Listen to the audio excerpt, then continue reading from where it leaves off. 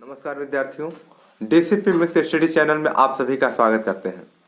जैसा कि इस वीडियो में आप सभी को अब हम पहले लेक्चर में हम बताए थे कि जीवों में जनन क्या होता है, उसके विषय में आपको पूरा एक्सप्लेनेशन दिए थे और अति लघु उत्तरीय प्रश्न हम आपको बता दिए थे। अब हम आपके बीच टॉपिक स्टार्ट करेंगे।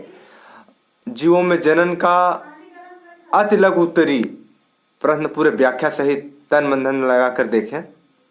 100% फुल उम्मीद के साथ कह सकते हैं कि आपको समझ में आएगा और मोटिवेशन आपको देना चाहेंगे कि लक्ष्य एक होता है।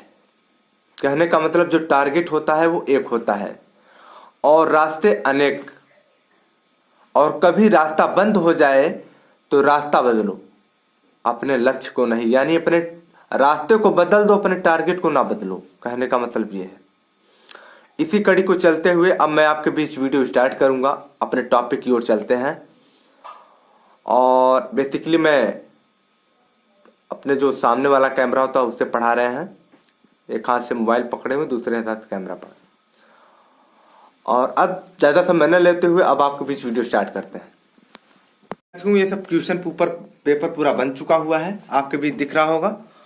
और मेरी टारगेट ये है, कुछ यूट्यूबर ने मुझे चैलेंज किया है कि आप अकेले अपने यूट्यूब चैनल को सक्सेस कर सकते हैं। तो मेरा गारंटी है और मैं चैलेंज देता हूं कि हाँ जी हाँ, मैं अकेले ही अपने यूट्यूब चैनल को सक्सेस कर सकता हूं। और जब तक इस मोबाइल से मैं सक्सेस नहीं कर सकता तब तक हम कोई आगे कुछ सोचेंगे ही नहीं। फिलहाल 100% उम्मीद के साथ कह सकते हैं कि जो काम निरंतर में चलता रहेगा तो सक्सेस होगा क्यों नहीं। अब स्टार्ट करेंगे। क्वेश्चन पेपर पूरा बन चुका हुआ है। पहला क्वेश्चन है मेरा, में कायिक प्रवर्धन या जनन पर संक्षिप्त टिप्पणी लिखिए। आपके क्वेश्चन पेपर में यही पहला क्वेश्चन पूछा है लघु उत्तरीय प्रश्न में। ये लघु उत्तरीय प्रश्न हम फर्स्ट टॉपिक बता रहे हैं। इस वीडियो के बनने के बाद हम लघु उत्तरीय प्रश्न सेकंड टॉपिक में बताएंगे और पूरा विस्तार से आपको बताते चल रहे हैं, कहीं गैपिंग नहीं कर रहे हैं। मेरा प्रश्न यही है कि पादपों में जो कायिक प्रवर्धन होता है या जनन पर संक्षिप्त टिप्पणी लिखिए। ये मेरा क्वेश्चन है। अब आपको इसमें बताना होगा कि पादपों के कायिक भाग में नए पादपों का बनना कायिक प्रवर्धन कहलाता है। बड़ी सिंपल सी फंडा है। ध्यान रखिए कि मैं बोल क्या रहा हूं। मैं ये बोल रहा हूं कि पादपों के कायिक भाग में नए पादपों का बनना कायिक प्रवर्धन कहलाता है। सिंपल सी बात है।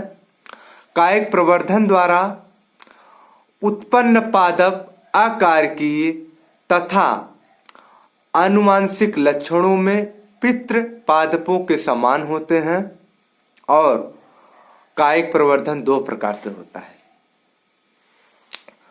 पहला, प्राकृतिक कायिक जनन।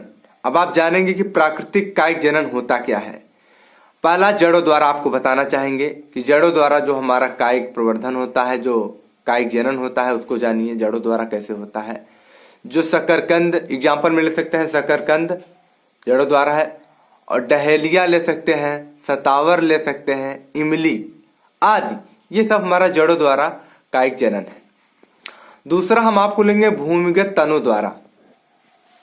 अब आपको बताएंगे कि भूमिगत तनों द्वारा जो हमारा कायिक जनन होता है, हम अब पहली स्पेक्टर लेते हैं कंद द्वारा।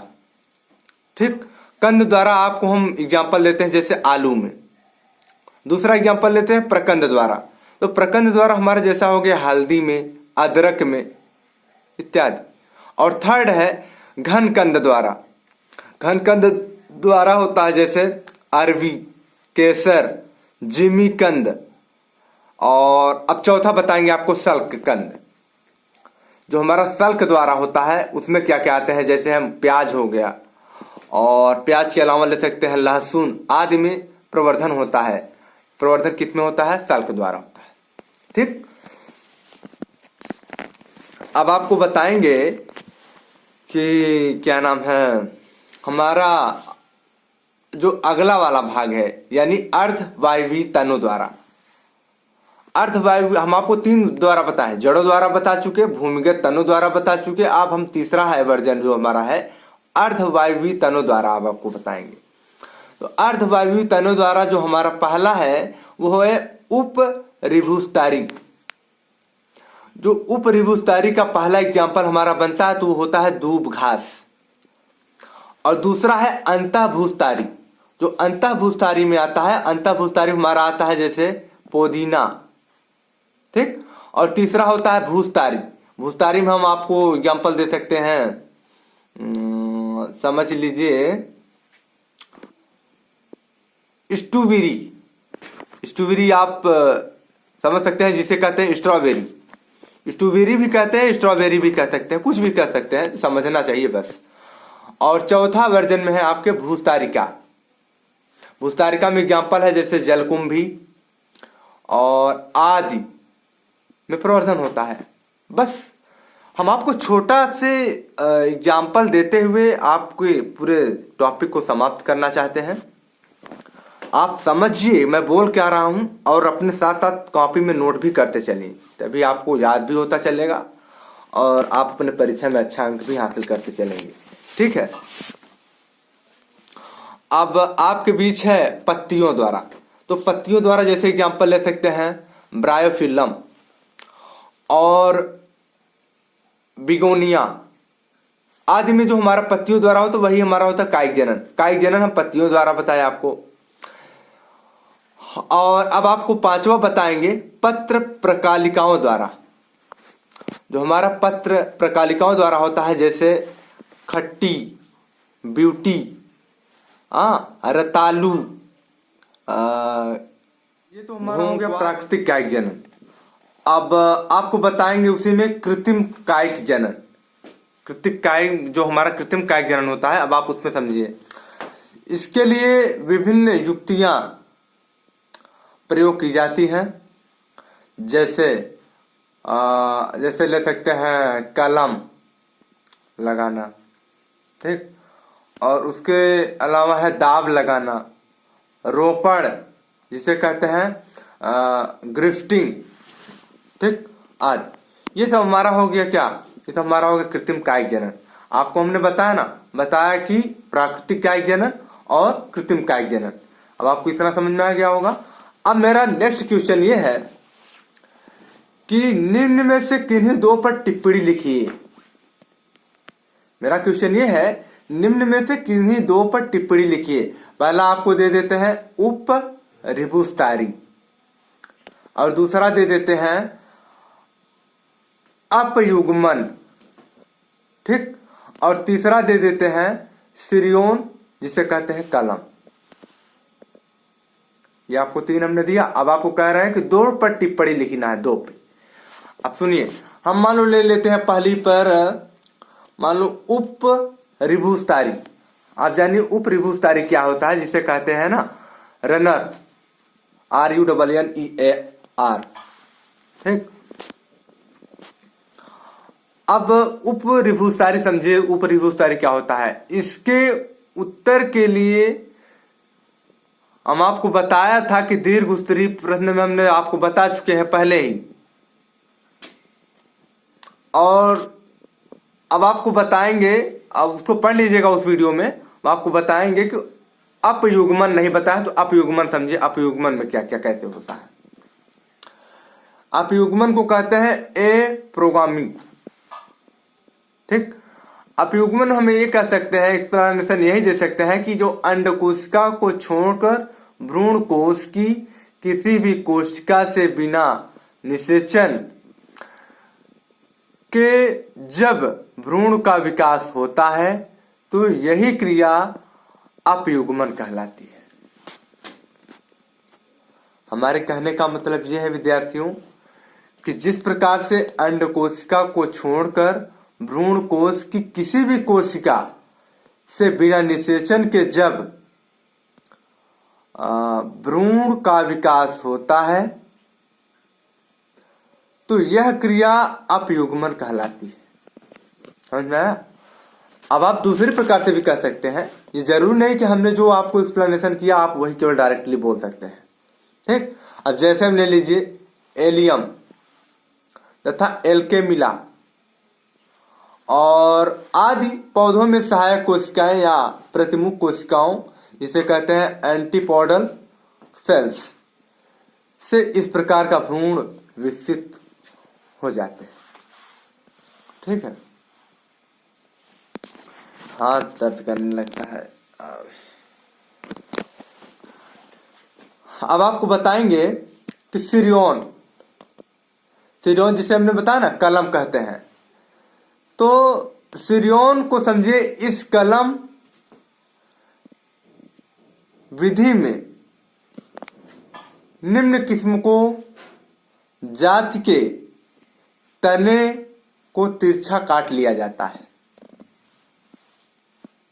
ठीक, हमारे कहने का मतलब जिस प्रकार से जिसे स्कंद कहते हैं, जिसे स्टॉल कहते हैं, और वह उसका उच्च किस्म की जाति के पादप की शाखा स्थान या कलम को तिरछी काटकर इसके साथ जोड़ दिया जाता है।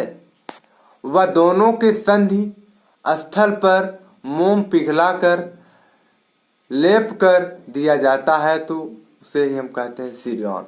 जैसे उदाहरण ले सकते हैं सेब, नाशपाती आदि, ये सब मेरे सिरियन के एक्सप्लेनेशन है। ठीक, अब थर्ड है आपके बीच क्वेश्चन, जो कि वेरी मोस्ट ये भी क्वेश्चन है।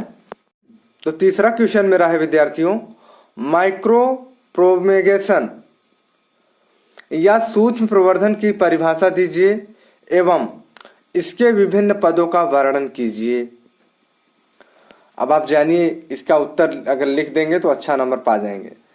तो उत्तर में आप यही लिख सकते हैं कि ऊतक व अंगों जिसे कहते हैं पादप टुकड़े का प्रयोगशाला में उचित संवर्धन माध्यम की उपस्थिति में रोगहीन पादपों का विकास करना संवर्धन यानी ऊतक संवर्धन कहलाता है। ठीक, इस प्रकार या इस तकनीक को अंतःपात्र यानी इन विट्रो जिसे कहते हैं सूक्ष्म प्रवर्धन यानी माइक्रो प्रोपैगनेशन भी कहते हैं, क्योंकि यह प्रयोगशाला में पात्र होती हैं। ठीक, और तत्पश्चात विकसित नवपादप को मृद में व्यवस्थित कर दिया जाता है और इस विधि में जिस पादप के ऊतक को संवर्धित करना होता है उस पादप की कोशिका को पोषक माध्यम रख दिया जाता है और इस संवर्धन माध्यम में अकार्बनिक लवण, कुछ विटामिन तथा वृद्धि नियंत्रक पादप हार्मोन जिसे कहते हैं साइटोकाइनिन मिलाते हैं और ऊतक की कोशिकाएं अनियमित रूप से विभाजन कर कैलस का निर्माण करती हैं। CALLUS, ठीक, उसका निर्माण कर देती हैं। यही होता है माइक्रो प्रोपेमेशन। ठीक, और आपको जानकारी देना चाहेंगे कि कैलस की कोशिकाएं कलिकाओं का निर्माण करती हैं जो वृद्धि करके नए पादप का निर्माण करते हैं। ठीक, और यह तकनीक सजावट वाले पादप जैसे कॉर्निसन, ऑर्किड, डहेलिया आदि के उत्पादन हेतु अधिक प्रयोग की जाती हैं। ठीक, ये हुआ हमारा जो मैंने क्वेश्चन अभी आपको बताया था, इसका आंसर पूरा हुआ। अच्छे से पढ़ लीजिएगा, सुन लीजिएगा और साथ साथ लिखते भी चलिएगा और इसको याद कर लीजिएगा और आपका अंक इसमें पूरा का पूरा मिलेगा। ठीक, नेक्स्ट क्वेश्चन है मेरा, समयुग्मी तथा विषमयुग्मी जनन से क्या तात्पर्य है? आप बताइए कि समयुग्मी जनन में भाग लेने वाले दोनों युग्मक संरचना में समान होने के कारण समयुग्मक कहते हैं और जनन की यह विधि समयुग्मी जनन कहलाता है। हमने आपको यही बताया कि जो समयुग्मी जनन में भाग लेने वाले दोनों युग्मक संरचना में समान होने के कारण समयुग्मक कहते हैं और वह जनन की यह विधि समयुग्मिक जनन कहलाता है। ठीक, इन्हें नर तथा मादा युग्मक के रूप में विभेदित नहीं किया जा सकता है, इसको भी समझिए। और हम आपको बताएंगे कि विषमयुग्मी जनन में भाग वाले युग्मक संरचनात्मक रूप से भिन्न होते हैं और यह प्रक्रिया विषमयुग्मी जनन कहलाती है। ठीक, और इसमें नर युग्मक शुक्राणु या पुमड़ जिसे कहते हैं और मादा युग्मक अंड या डिंब कहलाते हैं। सिंपल सी फंडा है, इतना आप लिख देंगे आपका 2 नंबर मिल जाएगा खट से। 5वां क्वेश्चन है आपके बीच, मोनोकॉर्पिक पादप क्या होते हैं? तो आप बताइए कि वे पादप जो अपने जीवन काल में केवल एक बार पुष्प व फल धारण करते हैं और फिर मृत्यु को प्राप्त कर लेते हैं या प्राप्त हो जाते हैं तथा मोनोकॉर्पिक पादप कहलाते हैं। उदाहरण में ले सकते हैं जैसे गेहूं, चावल, मेरीगोल्ड, गाजर, हेनबेन आदि, ये सब मोनोकॉर्पिक पादप होते हैं। 6वां क्वेश्चन आपके बीच है, मध चक्र क्या होता है? तो आप बताइए कि अधिकांश नॉन प्राइमेट स्तनधारी मादाओं में एक निश्चित अवधि के बाद बार बार शारीरिक परिवर्तन होते हैं जो उनमें जनन हार्मोनों द्वारा उत्पन्न होते हैं। इसे मध चक्र यानी स्ट्रोसस साइकिल कहते हैं। उदाहरण के लिए जैसे कह सकते हैं कुत्ता, बिल्ली, चूहा आदि, ये सब हमारा हुआ मध चक्र। ठीक है। अब 7वां क्वेश्चन है आपके बीच, नहीं थोड़ा सा आप और जानकारी ले लीजिए। देखिए मध चक्र क्या होता है, जैसे मध चक्र के कारण अगर पूछा जाए तो मादा के रुधिर में जो एस्ट्रोजन की मांग बढ़ जाती है और जिससे उसमें संभोग की तीव्र इच्छा उत्पन्न होती है। यह चक्र प्रायः मृत्यु तक जारी रहता है। इतना भी खास जानकारी रखिए। अब आपको 7वां क्वेश्चन ले चलते हैं, जीवों में जो युग्मक स्थानांतरण पर टिप्पणी कीजिए। अब आप बताइए जो जीवों में निषेचन हेतु युग्मकों का स्थानांतरण आवश्यक है। ठीक। और अधिकांश जीवों में नर युग्मक चल प्रकार के तथा मादा युग्मक अचल होते हैं। ब्रायोफाइटा व टेरिडोफाइटा में प्रायः युग्मकों के स्थानांतरण हेतु जल आवश्यक होता है, जबकि अनावृत बीजियों व आवृत बीजियों में पराग कणों के स्थानांतरण के लिए विभिन्न बाह्य स्रोत जैसे वायु, जल, कीट आदि आवश्यकता होती है। बहुत सिंपल सा फंडा है। मैं विद्यार्थियों जरा ध्यान दीजिए, मैं जितना बोल रहा हूँ आप उतना सुनते चलिए, याद करते चलिए। ठीक, नोट करते चलिए पूरा। 8वां क्वेश्चन है आपके बीच, पादपों में जो भ्रूणोद्भव पर संक्षिप्त टिप्पणी कीजिए। ये क्वेश्चन आपके बीच बनाए हैं। आप बताइए कि जो पुष्पीय पादपों में युग्मनज से भ्रूण विकसित होने की प्रक्रिया भ्रूणोद्भव कहलाती है। अतः निषेचित बीजांड परिपक्व होकर बीज में परिवर्तित हो जाता है।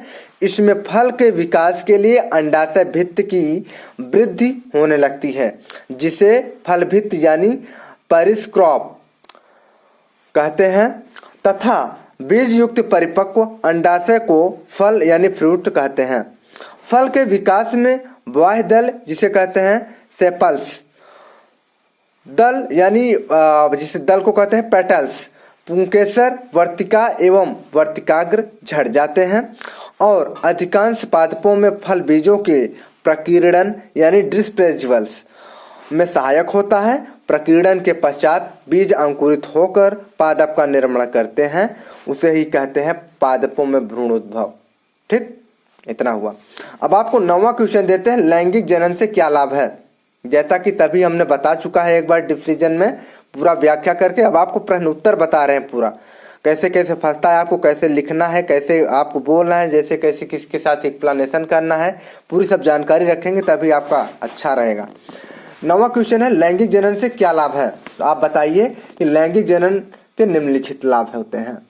पहला, विभिन्नताएं जिसे कहते हैं वेरिएशंस।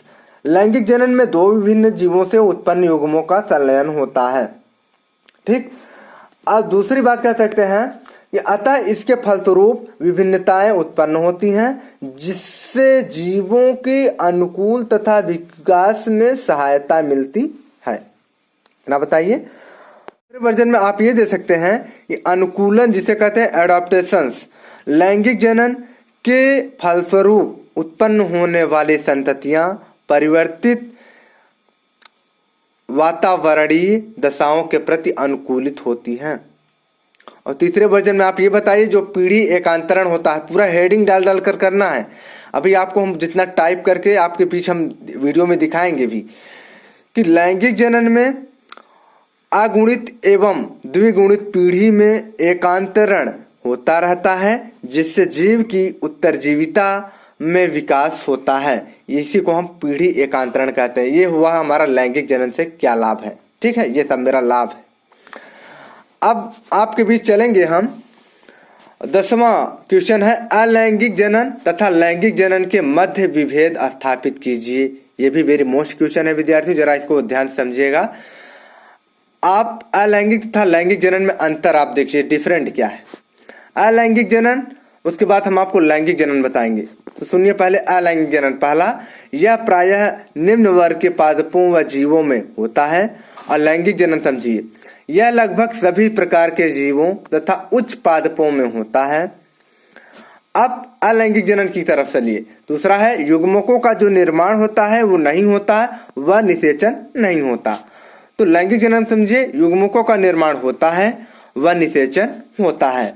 अब तीसरे वर्जन में आइए, संततियां आनुवंशिकी में जनक के समान होती है। ये कौन कह रहा है? अलैंगिक जनन। अलैंगिक जनन क्या कह रहा है? संततियां आनुवंशिकी में जनक से भिन्न भिन्न होती हैं। और चौथे वर्जन में आइए, जिसे कहते हैं अलैंगिक जनन की तरफ। विभिन्नताओं की अनुपस्थिति के कारण इसकी उद्विकास में कोई भूमिका नहीं होती है। अब आप लैंगिक जनन की तरफ बताइए कि इसमें विभिन्नताएं पाई जाती हैं और अतः उद्विकास में इसकी महत्वपूर्ण भूमिका होती है। ये सब हुआ हमारा अलैंगिक और लैंगिक जनन में अंतर। ठीक, पूरा हाथ दर्द करने लगा।